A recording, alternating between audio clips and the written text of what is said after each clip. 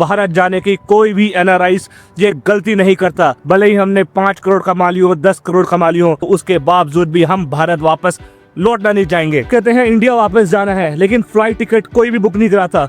एक बारी जब हम एनआरआई भारत छोड़कर हम ऑस्ट्रेलिया चले जाते हैं, यूके चले जाते हैं, कनाडा चले जाते हैं, या फिर अमेरिका में आके सेटल हो जाते हैं, उसके बाद भारत जाने की कोई भी एनआरआई ये गलती नहीं करता।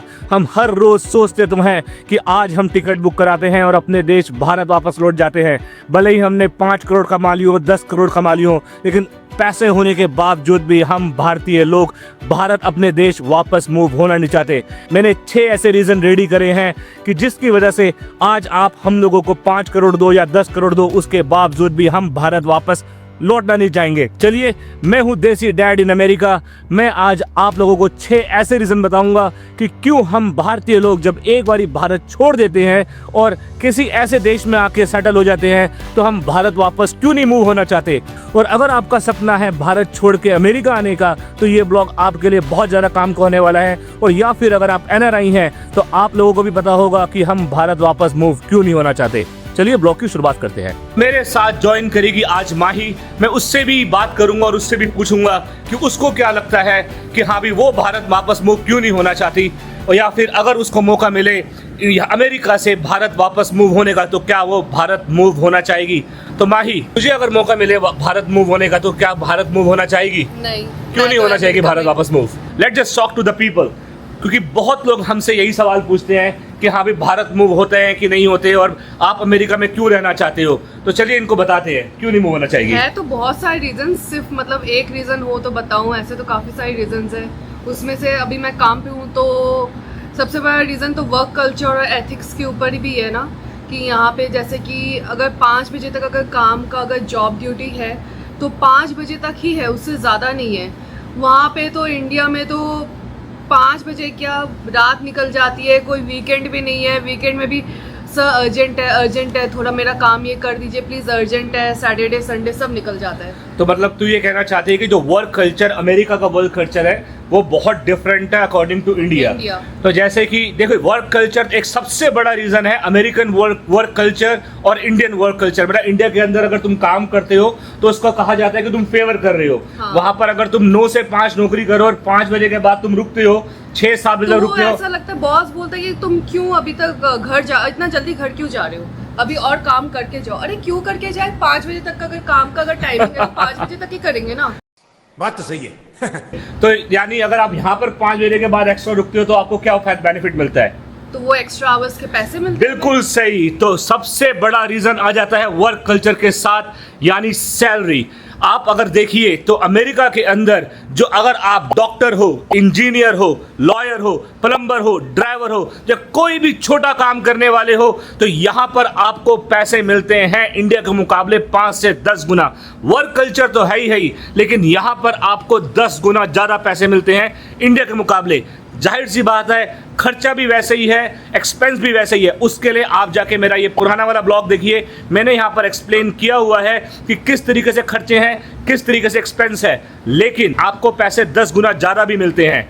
ये हमारा सबसे पहला रीज़न है, वर्क कल्चर, और आपको यहाँ पर 10 गुना ज़्यादा पैसे मिलते हैं। अगर आप इंडिया छोड़ के बाहर मूव होते हैं तो आपको पैसा भी ज़्यादा मिलता है। इंडिया में अपॉर्चुनिटीज़ जो हैं बहुत कम हैं, लेकिन अमेरिका, ऑस्ट्रेलिया, कनाडा, यूके के अंदर अपॉर्चुनिटीज़ बहुत ज़्यादा है। इसलिए हम भारतीय लोग एक बारी अगर हम अमेरिका में जाकर सेटल हो जाते हैं, यूके में जाकर सेटल हो जाते हैं, तो हम अपने देश भारत वापस मूव नहीं होना चाहते। दूसरा सबसे बड़ा रीज़न, माही तुझे क्या लगता है? Quality of life. इंडिया में तो अभी क्वालिटी ऑफ लाइफ जैसे कि क्लीन एयर और विदाउट एनी साउंड, ट्रैफिक का हॉन्क, ये सब एक लग्जरी हो गई कि अगर इन लोगों को क्वालिटी ऑफ लाइफ समझ नहीं आएगा। मैं 1 मिनट में कुछ दिखा के आता हूँ और फिर तेरे पास वापस आता हूँ। क्वालिटी ऑफ लाइफ आप लोगों को ऐसे समझ नहीं आएगा। मैं आपको दिखाता हूँ क्वालिटी ऑफ लाइफ मतलब क्या हुआ।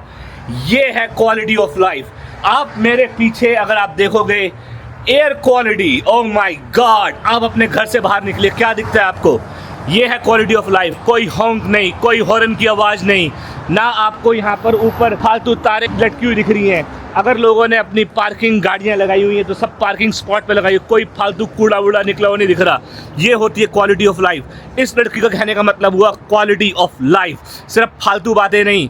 आप अपने घर से बाहर निकलिए, ना यहाँ पर गायें हैं, ना बंदर है, ना कूड़ा है, ना गंदी एयर है। यहाँ का AQI 20-25 या मैक्सिमम 30 होता है। आप अपनी गूगल पे जाइए और चेक करिए कि आपके वहाँ का AQI क्या है, 250, 300। तो हम NRIs लोग, अगर हमें मौका मिले, हमें आप 5 करोड़ दो, 10 करोड़ दो, उसके बाद भी हम वापस नहीं आना चाहेंगे। जो हमारे लंग्स है ना, हमें हर रोज थैंक यू बोलते हैं जब हम सांस लेते हैं। आप वहाँ पर देखिए, जब आप लोग जितने भी पैसे कमा लीजिए, जितने भी अर्न कर लीजिए, आप सोचिए किस तरीके की जिंदगी आप जी रहे हैं। तो दूसरा सबसे बड़ा रीजन है क्वालिटी ऑफ लाइफ। चलिए हम तीसरी चीज इससे पूछते हैं। नहीं, अभी मेरी बाकी है। ओके, कंप्लीट करो। 24/7 लाइट, इलेक्ट्रिसिटी, पानी होना इंडिया में एक लग्जरी है। वहाँ पे सोसाइटी पे आपको मिल जाएगा 24/7 इलेक्ट्रिसिटी ऑफ। नहीं, यहाँ तो बिजली कब गई थी 10 सालों में, मुझे पता ही नहीं है भाई। मतलब यहाँ पे छोटे छोटे घरों पे भी अगर एक बार गलती से अगर लोड शेडिंग हो गई ना, तो कॉल करके तुरंत आपको मिल जाएगा जवाब, या आपके पास मैसेज आ जाएगा कि भाई अभी लोड शेडिंग होने वाली है। क्या बात कर रहे हैं? वाह, ये होगी इंडिया में चीज। आप बताइए मुझे कमेंट करके, आप अभी बताइए कि इंडिया में आपकी लाइट कब जाती है। यहाँ तो हमें पता ही नहीं है। जो भी अमेरिका से देख रहा हो या यूके से, ऑस्ट्रेलिया से हमारे ब्लॉग को देख रहा हो, हमें जरा कमेंट करके बताइए कि क्या मैं झूठ बोल रहा हूँ, या फिर इंडिया से देख रहा हूँ, आप लोगों की लाइट लास्ट टाइम कब गई थी, वो भी जरा मुझे कमेंट करके बता दो। चलिए जानते हैं तीसरा रीजन, क्योंकि मैं ब्लॉग को लंबा नहीं रखना चाहता और मैं बहुत ज्यादा अनकट्स देता हूँ, रियल रखता हूँ। तीसरा रीजन माही क्या लगता है कि हम एनालाइज क्यों नहीं? सोसाइटी का प्रेशर। मतलब तू लड़की है, तेरी जात पात कलर, लड़की की शादी क्यों नहीं हुई, शादी हो गई तो बच्चे क्यों नहीं हुए, बच्चे हो गए तो फिर अगर सोचो डिवोर्स हो जाता है तो डिवोर्स टैगलाइन हो गया वहाँ पे। तो मतलब इतना ज्यादा रोक टोक, अगर प्रेग्नेंट है तो ये खा ले वो खा ले, मतलब लोगों की इंटरफेरेंस बहुत ज्यादा है। यहाँ पे माइंड योर ओन बिजनेस वाला कल्चर है भाई, कि तुम अपने हिसाब से जियो और हमें अपने हिसाब से जीने दो।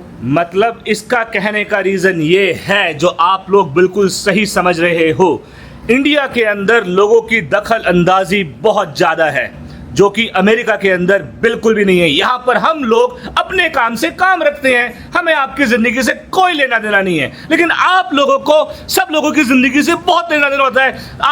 आपस में, आस पड़ोस में क्या चल रहा है, किसकी जिंदगी में क्या चल रहा है, वहां पर क्या चल रहा है, उसका डिवोर्स हुआ कि नहीं हुआ, उसने शादी की कि नहीं करी, अरे इसकी शादी करा दो, सलमान खान ने शादी क्यों नहीं करी, वो भी आपको टेंशन है। अरे भाई अपनी जिंदगी से मतलब रखो ना यार। कौन हिंदू है, कौन मुस्लिम है, कौन सिख है, कौन ईसाई है, वी डोंट केयर। यहाँ पे हम लोग अमेरिकन लोग या फिर हम इंडियन लोग जो अमेरिकन सिटीजनशिप ले लेते हैं, उसके बाद हमें मतलब होता है सिर्फ पैसा कमाने से, अपने बच्चों से, अपनी बीवी से, अपनी फैमिली से, अपना ध्यान रखने से। हम लोगों को मतलब नहीं अपने पड़ोसी से, उसकी जिंदगी से, वो क्या कर रहा है, क्या खा रहा है, क्या जी रहा है, क्या मर रहा है, हमें कोई मतलब नहीं है। तो आप लोग भी प्लीज इस चीज को समझो। हम ही लोग भारतीय हैं जो यहाँ पर आके नागरिकता लेते हैं। तो इसका कहने का मतलब यही है। क्या मैं सही कहना चाह रहा हूँ? ठीक है, तो आप लोग भी प्लीज इन चीजों को समझिए। और इसी वजह से हम भारतीय लोग भारत में आने से घबराते हैं कि अगर वहां पर आ जाएंगे तो आप लोग हम लोगों का जीना मुश्किल कर दोगे भाई। तो प्लीज समझिए। इसीलिए मैं ही नहीं, बहुत एनआरआईज लोग घबराते हैं। बहुत एनआरआईज लोग ऐसे होते होंगे कि भाई जिनका डिवोर्स हो गया होगा, जिनकी पर्सनल लाइफ में प्रॉब्लम चल रही होगी, जिनकी बहुत सारी सिचुएशंस ऐसी होंगी जो नहीं आना चाहते, जो बोलते हैं अरे यार वहां चले गए किच बाजी लगी रहेगी, अरे लड़की की शादी करवानी होगी तो वहां पे डोरी सिस्टम आ जाएगा, अरे ये करना होगा तो वहां पर ये आ जाएगा, वहां पे पड़ोसी आके पूछेगा तू सिटीजन कैसे बना, वहां पर लोग आके पूछेंगे तूने पैसे कितने कमाए। यहाँ पर छोटी गाड़ी है, बड़ी गाड़ी है, गोरा है, काला है, गरीब है, अमीर है, किसी से कोई मतलब नहीं है। यहाँ पर सिर्फ मतलब है तो आप इंसान हो, बस उससे, उसकी इंसानियत से। यहाँ पे हिंदू हो, मुस्लिम हो, सिख हो, ईसाई हो, उसी चीज़ से, किसी चीज़ से कोई मतलब नहीं। मैंने अभी कुछ वीडियो देखी माही, मैं तुझे एक बात बताना चाहूँगा। कुछ वीडियो देखी, एक ऑटो वाले ने सिर्फ ये पूछा, उसको मराठी बोलनी नहीं आती, उसको थप्पड़ मार दिया कि मराठी बोल। मुंबई के अंदर तेरे को मराठी बोलनी नहीं आती, उसको थप्पड़ मार रहे हैं। आप बताइए, क्या मैं अपने बच्चे को, अपनी बेटी को, अपनी बहन को, अपनी बीवी को मुंबई में रखूंगा? कभी भी नहीं रखूंगा, कभी भी नहीं रखूंगा। खैर, अगला रीजन जानते हैं, बताइए। Purchasing power. परचेजिंग पावर, इसका मतलब क्या हुआ? मतलब जैसे कि अगर हमें आईफोन लेना हुआ इंडिया में, अगर हमें आईफोन लेना हुआ ना, तो हमें अल्ट्रा रिच होना पड़ेगा। मतलब ये वाला आईफोन या फिर तेरा वाला आईफोन? दिखाइए जरा कौन सा वाला आईफोन की तो बात कर रही है। ओहो ये तो जानते ही होंगे लोग। ये आईफोन 17 प्रो मैक्स, ये कितने का इंडिया के अंदर फोन? वैसा मुझे कमेंट करके जरूर बता सकते हो। यहाँ पे ये फोन आपको हर एक के हाथ में दिखेगा, बेसिक लोगों के हाथ में दिखेगा। तो यहाँ पर परचेजिंग पावर का मतलब हुआ कि आप अमीर हो, गरीब हो, आपके पास पैसा है नहीं है, लेकिन अगर आपका क्रेडिट स्कोर स्ट्रांग है, यानी आपका क्रेडिट अच्छा बना हुआ है, आप किसी भी बैंक में जाइए, आप किसी भी एप्पल के शोरूम पे जाइए, आप बेस्ट बाय पे जाइए, वॉलमार्ट में जाइए, आप क्रेडिट स्ट्रांग रखते हैं और आप लीगल हैं, तो आप क्रेडिट अप्लाई करिए और आप ऐसे कोई से भी फोन को ले सकते हैं, आप कोई सी भी गाड़ी को ले सकते हैं, आप मर्सिडीज गाड़ी, BMW गाड़ी, जोन सी भी गाड़ी आप ड्रीम कर सकते हैं, आप वो ले सकते हैं, आप बड़े से बड़ा घर ले सकते हैं, जो भी आप चीज चाहते हैं आप वो ले सकते हैं। लेकिन इंडिया के अंदर सिर्फ और सिर्फ आप सपना देख सकते हैं। अपने सपनों का मकान भूल जाइए, अपने सपनों की गाड़ी भूल जाइए, अपने सपनों का फोन भूल जाइए। लेकिन अमेरिका के अंदर आपकी परचेजिंग पावर का कहने का मतलब यही हुआ, आप अपना सारे सपने पूरे कर सकते हैं अगर आपका क्रेडिट स्कोर स्ट्रांग है तो। खैर अगले उस पे आते हैं। हमारा कौन सा पॉइंट है? मैं बताते बताते पॉइंट ही भूल गया। देखो इतना अनकट रखता हूँ। ये 5th पॉइंट पे, वो चौथा था, ये 5वां पॉइंट है। बताइए। अच्छा, 5th है आपका किड्स एजुकेशन। किड्स एजुकेशन, अगर आपके बच्चे हैं तो अमेरिका तो टॉप नॉच है kids education point of view से। ये है कि इंडिया में अगर बच्चे जैसे 2.5 साल के हो गए, 2.5 साल के, पेरेंट्स को प्रेशर आ जाता है बच्चे को प्रेशर देने के लिए कि भाई बच्चे को स्कूल पे डालो अब तो, क्योंकि वो 2.5 साल से पढ़ना शुरू करेगा तो वो 18 तक वो अपना 12th पास करेगा, फिर वो कॉलेज जाएगा। मतलब ऐसा एज के साथ रिकॉर्ड होता है। लेकिन यहाँ ऐसा कोई मेंटल प्रेशर नहीं है। यहाँ पे आपकी एजुकेशन 5th से शुरू होगी, वो भी बहुत प्रैक्टिकल। यहाँ पे मतलब बुकिश नॉलेज नहीं है, रट्टा मार नहीं है यहाँ पर। लेकिन सबसे बड़ी चीज़ जो मैंने नोटिस करी है इंडिया के अंदर, अगर आपको किसी अच्छे स्कूल में एडमिशन करवाना है ना मेरे दोस्त, तो पता क्या होता है? सबसे पहले वहाँ पे चलती है आपकी रिश्वत। आपको रिश्वत देनी पड़ेगी। यहाँ पर रिश्वत नहीं चलती है, आप रिश्वत नहीं दोगे। एजुकेशन तो एजुकेशन, यहाँ पे यूनिवर्सिटी तो है ही बहुत बढ़िया, हार्वर्ड यूनिवर्सिटी तो है ही बहुत बढ़िया, यूके के अंदर कैम्ब्रिज यूनिवर्सिटी तो है ही बहुत बढ़िया।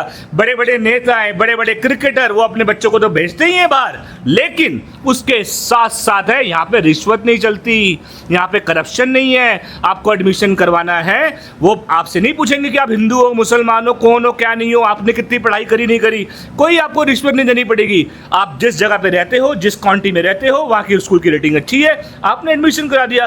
किन्हीं किन्हीं जगह पे लॉटरी सिस्टम होता है, हम टैक्सेस भरते हैं, टैक्सेस के बिहाफ में स्कूल की टीचर को पैसा मिलता है, वो अपने बच्चों को पढ़ाती है, और स्कूल का सिस्टम भी कुछ इस तरीके से होता है। उसके लिए आप हमारी ये वाली वीडियो जाके देखिए, एजुकेशन वाली, हमने यहाँ पे एक्सप्लेन किया हुआ है। आपको पता चल जाएगा कि किस तरीके से यहाँ पर स्कूल का एडमिशन होता है, आपको पता चल जाएगा। खैर लास्ट 6ठा पॉइंट क्या कहती है माही? Wait for citizenship. हम ये सोचते हैं जब भी कोई आता है यहाँ पे तो वीज़ा से ही आता है, बट ऑब्वियस है वो सोचता है कि चलो 3 साल हम कमाएंगे, उसके बाद हम इंडिया चले जाएंगे। वो वीज़ा एक्सटेंड करते हैं 2 साल के लिए, और फिर सोचते हैं कि हम वापस चले जाएंगे। फिर वो ग्रीन कार्ड अप्लाई करते हैं, बोले ग्रीन कार्ड मिल जाएगा तो हम इंडिया वापस चले जाएंगे, तो भी नहीं जाते। ग्रीन कार्ड के बाद वो सिटीजनशिप अप्लाई कर देते हैं, बोले भाई पासपोर्ट आ जाएगा तब हम चले जाएंगे। वो नेवर एंडिंग मोमेंट है, लोग जाते ही नहीं है। देखिए इनका कहना यह है कि एक बारी जो बंदा अमेरिका आ जाता है उसके बाद वो अपने देश भारत वापस जाने की सोचता ही नहीं है, क्योंकि एक बारी आपका जो प्रोसेस शुरू होता है, आप चाहे किसी भी वीज़ा से यहाँ पर आए हों, यहाँ आने के बाद जब आप लीगल होते हैं, लीगल होने के बाद जैसे आपके समय बीतता है 3 साल, 5 साल, 10 साल, उसके बाद जब आप ऐसे माहौल में रह रहे होते हैं, अपने आप को लीगल कर चुके होते हैं, आपकी फैमिली यहाँ पर रह रही होती है, आप जब यहाँ पर सिटीज़न बच चुके होते हैं, आपके बच्चे स्कूल जा रहे होते हैं, आपका जो प्रोसेस चल रहा होता है उस प्रोसेस के अंदर आप इतने घुल मिल चुके होते हैं, आपके बच्चों को यहाँ पर आदत लग चुकी होती है, उसके बाद आप लोगों के लिए बहुत हार्ड हो चुका होता है वो डिसीजन लेना कि अब आप वापस जाएं कि यहाँ पे रहें। खैर ये कहना तो आसान है कि चलिए आज सारा बैकअप करिए, आपके पास पैसा है, आपके पास 5 करोड़ है, 10 करोड़ है, बिजनेस है, गाड़ी है, घर है, जो आप सपना लेके भारत छोड़ के निकले थे, आज आपके सारे सपने पूरे हो चुके हैं और अपने देश भारत वापस चले जाइए। लेकिन वो सारे सपने पूरे करते करते आप इस लाइफस्टाइल को इतना ज़्यादा यूज टू हो चुके होते हैं और भारत के अंदर वो सारी लाइफस्टाइल आपको नहीं मिल रही। इस समय पे भारत आज भी 40 से 50 साल पीछे है। आप मुझे कमेंट करके ज़रूर बताइएगा कि क्या मैंने एक भी चीज़ गलत बोली, क्या मैंने एक भी चीज़ झूठ बोली, क्या हमारा भारत देश आज बिना करप्शन के रह रहा है, क्या हमारा भारत देश आज ऐसी एजुकेशन प्रोवाइड कर रहा है। आप ज़रूर बोलेंगे कि हाँ भाई याहू, गूगल या सारी बड़े बड़े डॉक्टर्स सारे इंडिया से आते हैं, लेकिन वो इंडिया से अमेरिका ही क्यों आते हैं? वो यहाँ पर ही अपनी कंपनी क्यों बिल्ड करते हैं? वो यहाँ पर ही सब कुछ बेस क्यों बनाते हैं? क्यों? क्योंकि इंडिया में तरक्की नहीं हो रही है, इंडिया में वहाँ पर पैसा ऐसा नहीं मिलता है। हम लोगों को दुख होता है, हम लोगों को बुरा लगता है। आप देखिए मैं इतने आराम से बाहर ब्लॉग बना रहा हूँ, सब चीज़ें कर रहा हूँ, कोई हॉर्न की आवाज़ नहीं आ रही है। बहुत सारे पॉइंट्स हैं, लेकिन आज मैंने उन पॉइंट्स को डिस्कस किया है जिसको मैं ऐसा फील करता हूँ। मैं बता सकता था हेल्थ केयर अच्छा है यहाँ का, फिर आप लोग बोलते कि महंगा भी है। मैं बता सकता था यहाँ पर और बहुत सारी चीज़ें ऐसी ऐसी अच्छी हैं, लेकिन मैंने आज उन पॉइंट्स पे नज़र डाला है जो मुझे लगता है यहाँ पर बेहतर है। ना तो कंपैरिजन पॉइंट ऑफ व्यू से, ये सिर्फ मुझे फील होता है मेरी फैमिली के हिसाब से, जो बहुत डिफरेंट है, बहुत अलग है। आपको कैसा फील होता है मुझे कमेंट करके बताना ना भूलिए। अगर आपको मेरा चैनल पसंद आता है तो उसको शेयर भी करिए, बेल आइकन को सब्सक्राइब भी करिए, लाइक भी करिए। चलिए मिलते हैं अगले ब्लॉग में। मैं हूँ देसी डैड इन अमेरिका।